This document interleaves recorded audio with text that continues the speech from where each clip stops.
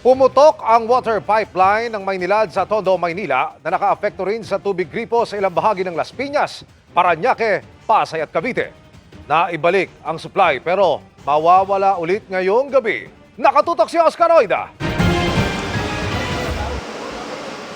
Kanya-kanyang salok ng tubig ang mga taga-Tondo matapos pumutok ang pangunahing water pipeline ng Maynilad sa may Santa Maria Street, corner Coral Street sa Tondo. Kanya-kanyang ligo, kanya-kanyang langoy.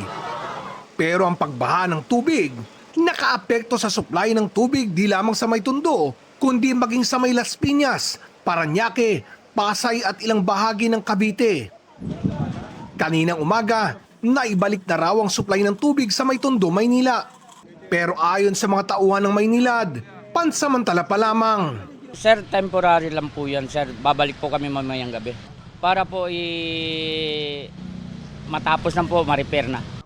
Sinamantala na ng ilan ang pagkakataong makapag-igib ng tubig. May mga naglinis ng motorsiklo. Ang ilan naman, nagsimula ng maglaba. Pagka hindi po natapos, ngayon pong araw na to, hindi natapos.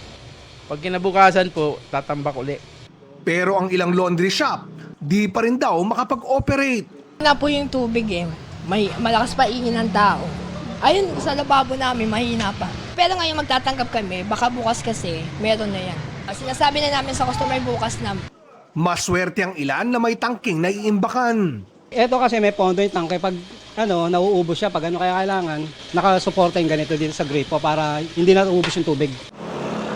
Halos ganito rin ang sitwasyon dito sa may FO Campus sa Las Piñas na kanina lang din nagkatubig. Ilan nga sa mga negosyo, mineral water ang ginawang panghugas, makapag-operate lang. Napakahirap po sir, kasi lalo na po pag gantong nagano po kami, wala po kaming magagamit na tubig, mineral lang pang iniigib. Until maghapon po kami kahapon, katulad po kahapon, hindi po kami nakapagpa-order. Yung mineral po, mas mahal po yun pag gagamit kami ng mineral, doble po yung bayad. Kaya sa maghapon, pinununan nila ng tubig ang bawat container na mapaglalagyan. Matiyak lang na may mga gamit sila sa oras na mawalan muli ng supply.